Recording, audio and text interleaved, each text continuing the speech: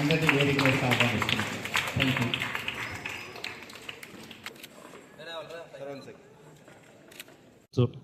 So అలా కాకుండా తల్లిదండ్రులు ఇద్దరు క్యారియర్స్ అయితే 50% ఆఫ్ ది చిల్డ్రన్కి డెఫినెట్లీ ఈ ఒక షేపులో ఉండకుండా ఇంకో షేపులోకి వచ్చి నష్టం ఏంటి అని అనుకుందంటే రక్త కణాలు డెస్ట్రాయ్ అయిపోతుంటాయి. ఇది సరే ఒకళ్ళకి వస్తే దీనివల్ల నష్టం ఏంటి, ఆ ఒకరితో పోతుందే మనం అనుకుంటాం. రక్తహీనత అనే దాన్ని మనం చూస్తుంటాం. సో దాన్ని నిర్మూలించాలి అంటే ట్రైబల్ పాపులేషన్లో ముఖ్యంగా ఈ రక్తం ఉంది. పిల్లలు అటు సెల్ డిస్ట్రక్షన్ అంటే ఆర్బీసీ సెల్ డిస్ట్రక్షన్ అంటే మన జీన్స్ ద్వారా ఇది వ్యాప్తి చెందుతుంది, అది గుర్తుపెట్టుకోవాలి. అంటే తల్లిదండ్రులు ఒకరికి ఉందంటే వాళ్ళ పిల్లల్లో ఒకరికి వచ్చే అవకాశం ఉంటుంది కదా, ఉంటుంది. సో దానివల్ల ఏమవుతుందంటే ఈ జెనెటికల్ డిజార్డర్స్, ఇది సికిల్ సెల్ ఎనీమియా అనేది మన మామూలుగా ఏదో మన బ్యాక్టీరియా వలనో వైరస్ వలనో లేకపోతే ఇంకో రకమైన ఆహారం సెల్ ఎనీమియా అనే జబ్బు, ఇది మామూలుగా ఏదో ఒక దోమ ద్వారానో లేకపోతే బ్యాక్టీరియా ద్వారానో లేకపోతే ఇంకో వైరస్ ద్వారానో ఈ విధంగా వచ్చే జబ్బు కాదు. ఇది వంశాల్లో ఫ్యామిలీస్లో తరతరాలుగా వచ్చే ఒక రకమైన రక్తానికి సంబంధించిన వ్యాధి. ఇది కామన్గా ఎక్కువగా వచ్చేది మనకి ఈ ట్రైబల్ పీపుల్లో. దాని కారణం ఎందుకు వస్తుందని నేను చెప్పాను. సో వీళ్ళలో ఎక్కువగా ఏంటంటే మన ట్రైబల్ పీపుల్లో ఏం జరుగుతాయంటే దగ్గర సంబంధాలు, దగ్గర సొంత మేనత కూతుర్ని చేసుకోవడం, లేకపోతే సొంత మేనమామకి ఇచ్చి పెళ్లి చేయడాలు, ఇటువంటి జరుగుతున్నందువల్ల ఏమవుతుందంటే ఒకే జీన్స్ అనేవి ఒక 2-3 తరాల్లో జరిగేటప్పటికి ఆటోమేటిక్గా ఇటువంటి జీన్స్ సంబంధించిన వ్యాధులు వస్తుంటాయి. ఈ సికిల్ సెల్ అనీమియా. సో ఈ జబ్బుని 2027 కల్లా అంతమొందించాలి అన్న ఉద్దేశంతో మన గౌరవనీయులైన మన దేశ ప్రధాని గారు ఈ సికిల్ సెల్ అనీమియా అనే దాన్ని కంపల్సరీగా నిర్మూలించాలన్న ఉద్దేశంతో అందరికీ అవగాహన కలిగించాలి ఈ సికిల్ సెల్ని. తద్వారా ఎందుకంటే సికిల్ సెల్ వస్తే ఏమవుతుంది అని అనుకోవచ్చు, ఇది రక్తానికి సంబంధించింది. అదేవిధంగా తలసీమయ పేషెంట్స్ కూడా మనం చూస్తున్నాం. తలసీమయ అసోసియేషన్ వరల్డ్ వైడ్ ఉన్నాయి. ఈ విధంగా ఏదో డ్రైవ్ పెట్టినప్పుడు ప్రభుత్వం కొన్ని కేసులు మనం ఐడెంటిఫై చేయొచ్చు. డాక్టర్లు కూడా ఇప్పుడు సికిల్ సెల్ ఏమైనా చాలామంది మర్చిపోయారు. మనం చదువుకునే రోజుల్లో కేసులు కూడా చాలా తక్కువ ఉన్నాయి అన్నమాట. వైజాగ్ ప్రాంతం, అరకు అటువైపున కాస్త కేసులు చూడొచ్చు ఇప్పుడు. అదేవిధంగా మరి మ్యాలిగ్నెంట్ మలేరియా ఒకటి, ఇవన్నీ కూడా కొన్ని కేసులు కొన్ని ప్రత్యేకమైన ప్రాంతాల్లో ప్రత్యేకమైన మనుషులకే వస్తాయి. మరి దైవ సృష్టి కాకపోతే మరి ఒక డిసీజు ఒక ట్రైబల్స్కే ఎందుకు వస్తాయి చెప్పండి మరి.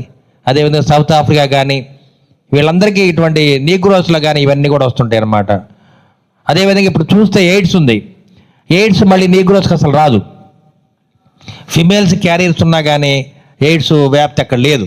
అంటే ఒక జాతిని బట్టి అట్లా మరి దైవ సృష్టి అనుకోవాలి తప్పితే వేరే ఒకటి లేదు.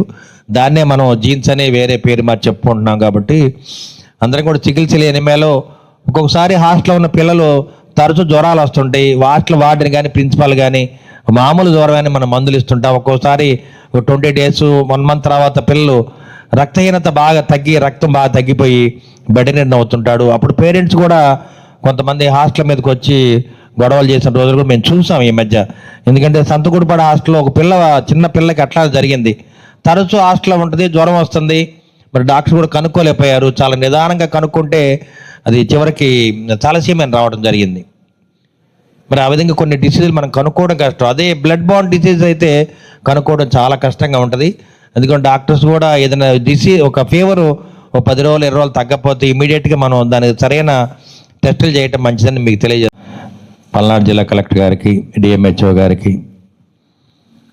ధన్యవాదాలు తెలియజేస్తూ, ఇవాళ ఈ ప్రకృతిలో రకరకాల జీవరాశులు ఉన్నాయి, రకరకాల జంతువులు ఉన్నాయి, వృక్షాలు ఉన్నాయి. ప్రకృతి ఆ విధంగా ఉన్నప్పుడు ఒక మనిషి తెల్లగా పుడతాడు, ఒక మనిషి నల్లగా పుడతాడు, ఒక మనిషి గోధుమ రంగులో పుడతాడు. ఎందుకు ఈ విధంగా జరుగుతుందో కూడా సైన్స్ కూడా చెప్పలేని పరిస్థితి. కొంతమందిలో మెలనిన్ ఎక్కువ ఉండటం వల్ల మెలనిన్ నల్లగా పుడతామని చెప్తా ఉంటారు, మెలనిన్ తక్కువ అయితే తెల్లగా పుడతామంటారు. అలానే వ్యాధులు కూడా జాతుల్లో రకరకాల జాతులకి రకరకాల వ్యాధులు వచ్చే అవకాశాలు ఉన్నాయి. మరి ఇది దైవ నిర్ణయమా మరి ఏది కూడా తెలియని పరిస్థితి. ప్రకృతి ఆ విధంగా ఏర్పాటు చేసింది. వాటిలో ఒక భాగం సికిల్ సెల్ ఎనీమియా.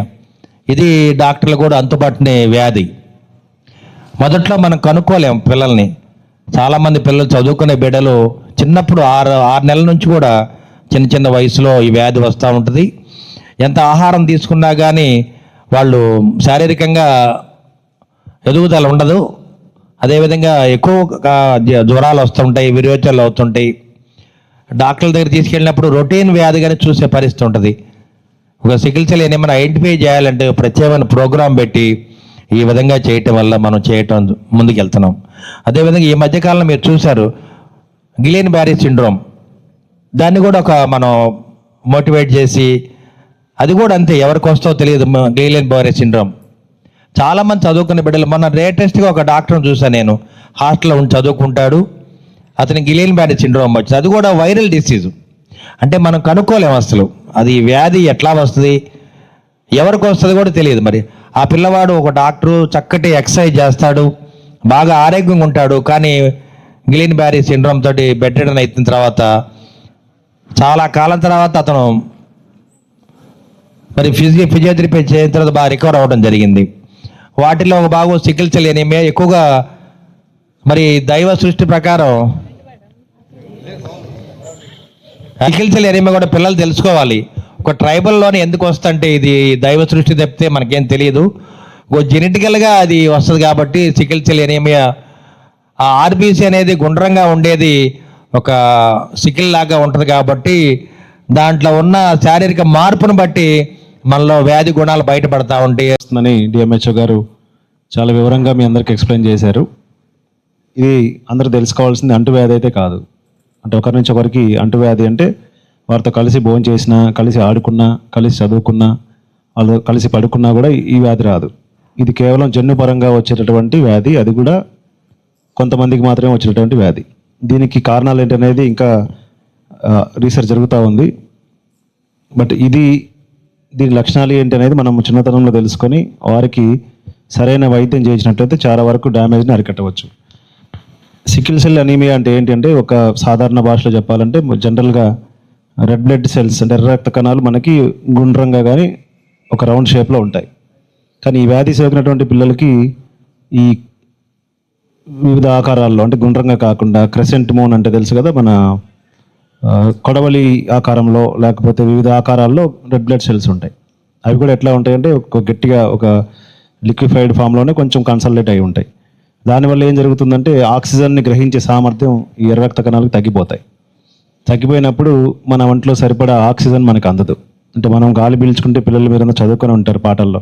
శ్వాసక్రియ చదువుకున్నప్పుడు గాలి పీల్చినప్పుడు ఆ గాలి ఊపిరితిత్తులకు వెళ్ళి ఎర్ర రక్త కణాల్లో ఆక్సిజన్ గ్రహించబడి దాన్ని వివిధ భాగాలకు అందిస్తూ ఉంటాయి. అట్లా ఆక్సిజన్ని గ్రహించే శక్తి ఈ ఎర్ర రక్త కణాలకు తగ్గిపోయినప్పుడు మనకి సరిపడా ఆక్సిజన్ శరీరానికి అందదు.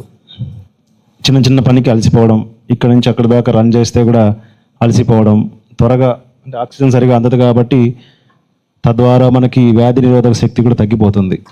పిల్లలు తరచుగా జ్వరాలు, మన ఎమ్మెల్యే గారు చెప్పినట్టు ఫ్రీక్వెంట్గా జ్వరాలు వస్తూ ఉంటాయి. చిన్న చిన్న వాటికి కూడా వాతావరణ మార్పులకు కూడా వ్యాధులు బారిన పడుతూ ఉంటారు. సో ఇలాంటి ఎవరైనా పిల్లల్లో సిమ్టమ్స్ కనపడినప్పుడు ఖచ్చితంగా హాస్టల్ వెల్ఫేర్ ఆఫీసర్ ఎవరైతే ఉన్నారో వాళ్ళు వెంటనే వారికి టెస్ట్ చేయించాలి. చేయించి ఆ వ్యాధి కారణం ఏంటో తెలుసుకొని దానికి సరైన ట్రీట్మెంట్ స్టార్ట్ చేయాలి.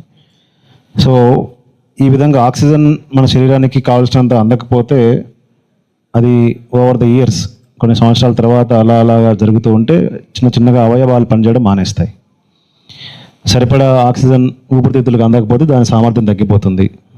అలాగే ఈ సికిల్ సెల్ అనేమియా రక్త కణాలు కొంచెం గట్టిగా ఉంటాయి కాబట్టి, అంటే మామూలు రెడ్ బ్లడ్ సెల్ కంటే కొంచెం గట్టిగా ఉంటాయి. దానివల్ల అవి ఏం చేస్తాయి, రక్త కణాలు మనకి నరాల్లో వెళ్తున్నప్పుడు లేదా దమనలు సిరల్లో వెళ్తున్నప్పుడు అవి బ్లాక్ చేసేస్తాయి. బ్లాక్ చేసినప్పుడు బ్రెయిన్ స్ట్రోక్ లాంటివి కూడా వచ్చే అవకాశం ఉంటుంది. సో ఈ వ్యాధి లక్షణాలు ఇలా ఉంటాయి. జనరల్గా ఇవి 40 years లోపల ఉన్నటువంటి 0 నుంచి 40 years లోపల పిల్లలకి టెస్ట్, అదే ఆ వయసులో ఉన్న వాళ్ళకి టెస్ట్ చేస్తారు. జనరల్గా ఈ ట్రైబల్ వెల్ఫేర్ హాస్టల్లో పిల్లలందరికీ టెస్ట్ చేస్తారు. మన జిల్లాలో ఈ వ్యాధి బారిన పడిన వాళ్ళు 15 మంది ఉన్నారు. 15 మందిలో 2 మాత్రము పిల్లలు, స్టూడెంట్స్, మిగతా వాళ్ళంతా పెద్దవాళ్ళు. వారందరినీ కూడా ట్రాక్ చేస్తున్నారు, వాళ్ళకి సరైన ట్రీట్మెంట్ అందిస్తున్నారు. సో దీనికి మనం పూర్తిగా నివారించలేం, కానీ ముందుగానే ఈ వ్యాధి లక్షణాలు పసిగట్టి తల్లిదండ్రులు కానీ, హాస్టల్ వెల్ఫేర్ ఉన్నటువంటి ఆఫీసర్స్ కానీ, లేకపోతే ప్రిన్సిపల్స్ కానీ మీ దగ్గర ఉన్నటువంటి పిల్లలందరికీ టెస్టులు చేయించి వారి యొక్క లక్షణాలు లేకపోతే సిమ్టమ్స్ని మీరు ట్రాక్ చేస్తూ ఎప్పటికప్పుడు సరైన ట్రీట్మెంట్ అందించినట్లయితే వారిని పూర్తిగా నయం చేసే అవకాశం ఉంటుంది. కాబట్టి ఇంత మంచి కార్యక్రమాన్ని ఈరోజు ఈ హాస్టల్